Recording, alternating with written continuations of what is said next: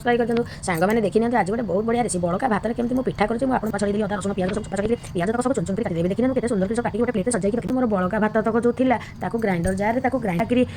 grinding करदेली जीरा T पकईदेली से fine paste रे दही दही मुझे अधिका पकई कारण मतलब फेंटी सारापर ता सागर पिठाटा बहुत बढ़िया लगे आपण मैंने जानतु पूरा बढ़िया होगा ए तो कंचा लंका जो काटिक पकई रखी पकईदेली भूषण पत्र पकईदेली आ पियाज भी चुन चुन जो तक काटिक रखी सब पकईदेली पकईदेली लुण ताक पकईकि भल कि एपट सेपट करदे रेड रेड देखा बोली कलरटा भल लाल मिर्च पकईदेली